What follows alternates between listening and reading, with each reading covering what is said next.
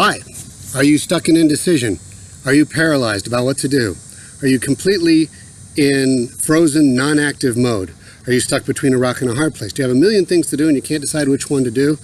Well, you may be in a dilemma, and if you're not, it might be better to create one.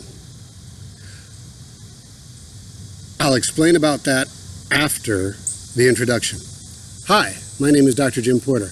Introduction's over. A dilemma is a situation where you're stuck between two things, this decision and that decision. Don't know whether to go for it or not go for it, that kind of thing. And many people agonize over these because we don't know which is the right decision and which is the wrong decision, which is the better decision, which is the best decision, and which is the perfect decision. I can tell you that if we sit there wondering like that, you could sit there for a very long time and watch your life shrink down to nothing, where you're hidden in your home and you have no one and nothing to speak of that gives you happiness and that sort of thing. This can lead to symptoms of depression and symptoms of anxiety. So I'm going to talk to you about the three types of dilemma. The first type of dilemma is called the approach dilemma. That is when you have two things that you want, one thing over here and one thing over there. And you want both of them so bad and you can't have both, at least right now. And so you're just trying to decide which is the right way to go. Well, the first thing you do is stop asking yourself which is the right way to go. And just realize you're in an approach dilemma. And I'll tell you how to get out of that in a second. An avoid dilemma is when you've got really two bad options. Sort of darned if you do or darned if you don't. There's no good option. You have to pick the lesser of two evils. And you are stuck. And the first thing, well, I'll move on. Approach avoid dilemma is when you want something but you don't want it, or you want to try to do something but you're not sure it's a good idea. You're basically looking at one thing and going, should I or shouldn't I? Yes or no? Will I or won't I? Can I or can't I? Will it work or won't it work? Those are the three types of dilemma. One, you have two things that you want to go toward and you can't have them both. Two, you have two things you don't want to go toward, but you have to decide on one. And three, you have one thing and you're not sure if you want to do it or should do it or have to do it or are required to do it, or if you're required the opposite or don't want to do it or should avoid doing it, or something's going to be bad if you do it. And you can't tell what the outcomes are ahead of time.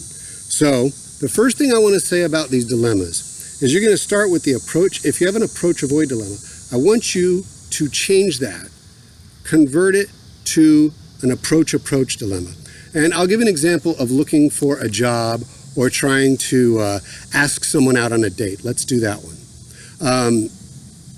You can sit there for, I don't know, ever how long, and have something that you know you need to do or think you need to do or you think might be a good idea to do, or if you do this thing, it might turn out well for you.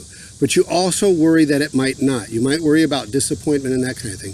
So you've been sort of stuck for days or weeks or even months. Like with job interviews, some people actually who desperately need jobs will be stuck for months not trying to get a job.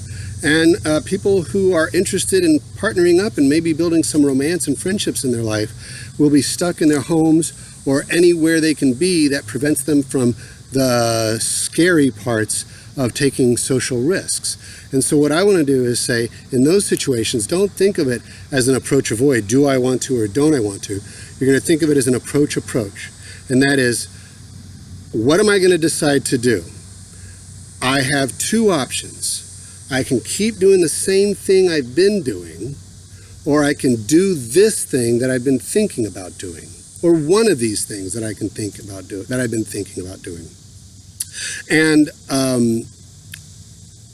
what you do with the language is, I am choosing and have been choosing every day to do this one thing that I've been doing for weeks or months. So I'm not necessarily stuck in this place of constant not doing anything. No, I have chosen to do something. I have chosen to sit here and do the exact same thing, which is limiting myself in one way or another instead of choosing to do something else. And then you have responsibility for it. You're saying, if I do this today, I know what the outcomes are going to be. They seem to be pretty bad so far, or this wouldn't really be a dilemma. I'd just be sitting here chilling and loving it. And then you have the thought about, I can decide to go ask that person out on a date, or ask that dude out, or that potential friend out for coffee, or apply for a job, or stop in and see if someone is interested in hiring me for what I'm good at doing. But it could be embarrassing and all that stuff. And you consider that both of them have good and bad possibilities, but don't consider it too long. At some point, you're not considering it, actually. You are making a decision every single day you get up to do one or the other. That brings me to the point where you want to actually create a dilemma. If you have a bunch of things you need to do, you can create a dilemma in two ways, which makes the situation simpler, but maybe much more agonizing. And I'll explain to you in a second why I don't have a problem with the situation being agonizing. You take all of the options, and maybe you choose one of the options and select it out over here. And then all the other options are in the other side. And you have to decide whether you're going to do this option or try among these options. And I actually have a better way of doing that. You have a lot of options, and you're trying to decide which way to turn and which one to do. Well, pick the top two, or just pick any two. Believe me, it doesn't matter if you figure out which are the top two or which are the first two that come to mind, because you're feeling stuck. So go ahead and pick out two, call those the top two, and then sit there in the agony until you decide. Now, here's the thing that's okay about agony. You are not going to have a life free of agony if you're going to have a life at all. And so therefore, we all feel emotions that are very difficult, that don't seem to guide us or motivate us at all sufficiently to get us to do what we want. And a lot of us have a life that is not the life we could have, and we sort of sense that. I could have much more of a life if I just went for it more, if I just followed through consistently and that kind of thing. So sit there in the agony and realize that the agony doesn't mean anything, but that you're human, and emotions are bound to pop up.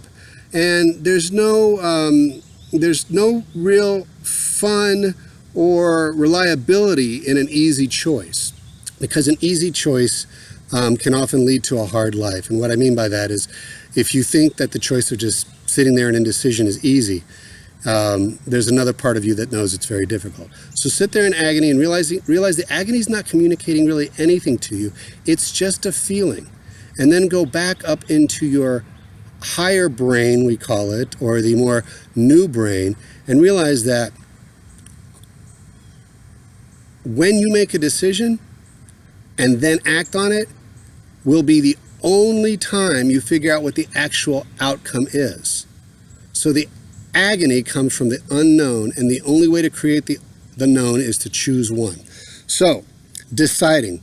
What are some ways to decide? I've got a few tricks that I play on myself and I offer to my clients when they come in. One of them is the meter needle method. So what happens here is you imagine that you've got your approach or your avoid dilemma. I don't want to do that, I don't want to do that, or I really want to do that, and I also want to do that. Which one can I do? And just sit there calmly for a second. Think about what you want, not to do, but what you want out of life. And then notice if the needle, this is the 0 point, if it's pointing or leaning at all in the slightest way. And then once you acknowledge that it is leaning in a particular direction, then go ahead and make that decision and then follow through and act. Another method is the pro-con method.